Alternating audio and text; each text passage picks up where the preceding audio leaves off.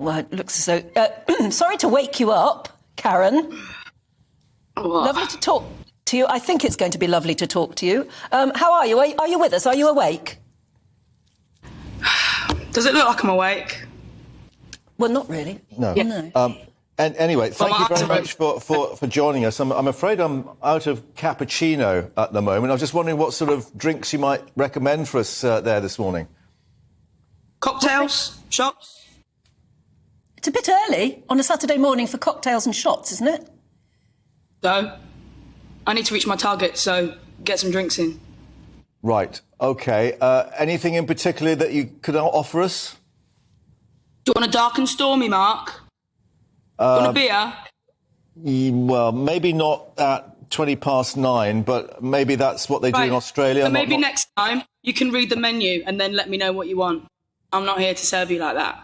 Right. Well, okay. I'm told that if I ask for a menu in your restaurant, in your diner, you just sort of drop it on the floor in front of people. Too right. Well, you're going to cry about it? That's no way to serve people, though, is it? OK, write a review about it.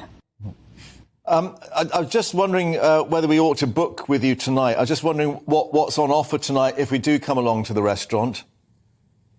Well, we will serve you a side of humiliation with a little bit of emasculation and just make you look like a fool in front of the whole restaurant. How does that sound, Mark?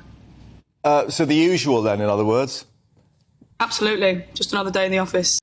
How would you describe the service that you offer to people who come along to the diner? Terrible. And are you proud of that? Absolutely.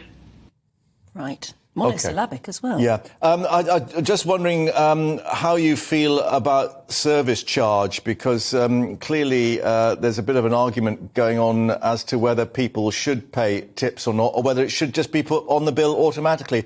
Any thoughts on that, dare we ask? Well, that's not a problem for us, Mark, because if someone doesn't leave us a tip, we just roast them in front of everyone. So if you don't leave a tip, you're more likely going to get more abuse from us. Right. And when do you start? Are you working now, or do you start work a bit later on today? No, Anne, I've had to come in early for you. Usually I start at 12. You know what time I've had to wake up this morning? 8 a.m. It's a joke. Yeah, well, I sometimes think it is too. OK, I think we've got the flavour of your service and style. Let's just go away now and speak to Paul Levin, who's the creative producer of Karen's Diner. And he's joining us, I think, now from Nottingham. A very good morning to you. Thank you for getting up early. Yep. Well, you've got me out of character. I'm the only nice one in Karen's. It's your morning. Good morning. Good morning. Can you explain to us what this Karen thing is all about? And where did Karen's Diner start, and where does it come from? Well, it all started last year in Sydney, and they started with just one restaurant, but now we've got restaurants all over Australia being rude to the Australians. And so we thought, well, if we're going to be rude to Australians, let's see whether we can be rude to the UK. So we're open in Sheffield. We've got a great unit in Sheffield. We're being rude to people in Manchester. And guess what? You've already said we're opening in Birmingham in a few weeks' time, in Grand Central. We're going to be rude to Birmingham. So, OK, well, I hope Karen's not listening to us right at the moment. She might nod off, I don't know. But does that mean you have to be rather ruder to us than you have to be to Australians? No, it seems to cross the water quite smoothly, to be perfectly honest. No, the standard of rudeness is really global. So don't worry about that. You won't be disappointed. We'll be rude enough to you at all times whilst you're in the restaurant. But remember, it is an experience. It's a dining experience. Yes. And a real form of real escapism. You can get away from it all when you come into a Karen's, that I assure you. Yeah, so let's just iron out the whole concept of the business plan, as it were. You're basically a restaurant. You can tell us in a moment what sort of food you do serve, because Karen wasn't terribly helpful there.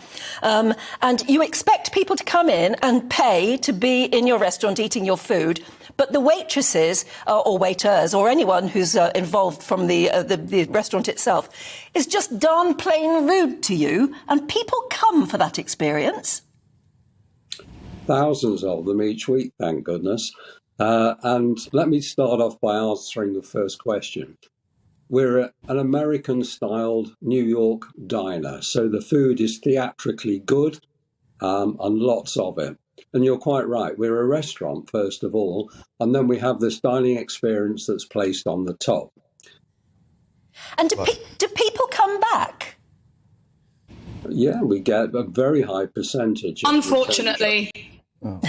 Thank you. And clearly, Paul, Karen is the result of what must be a very intensive staff training programme.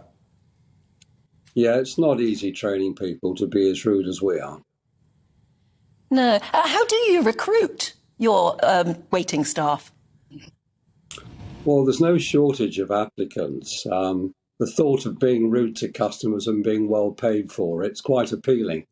We do get an element of theatre people who have worked in restaurants, and they get the experience of having live work, live training in the theatre world and working in a restaurant and having damn good fun, because it's great fun working for us. Right.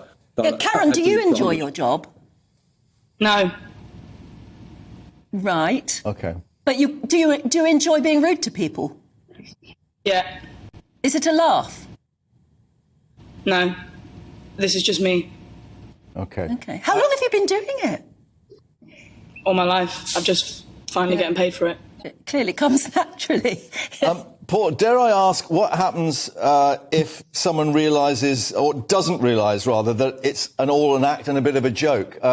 Things could get a bit sort of uncomfortable, couldn't they? No, the minute anybody walks in, the first thing that the greeter will do is explain that the language is a little sort of fierce in the restaurant, and do they know the sort of restaurant they're walking into? And that goes with families as well, because we get families, very high percentage actually of families. So we immediately tell the parents, look, you know what you're going to be in for. We look at the kids, and the kids are delighted at the thought that we're going to be rude to the parents. And usually it's the kids that have got all the excitement, and the parents are more nervous than the staff. Yeah, Karen, are people ever rude back to you? And if so, what do they say? Well, they try to be. You know, when we ask them for a tip, they'll be like, ha, don't eat yellow snow. But we hear it all the time. So no one's original. No one's ruder than us. They try, but they always fail. And have we got to tip you for this morning's performance? Yes.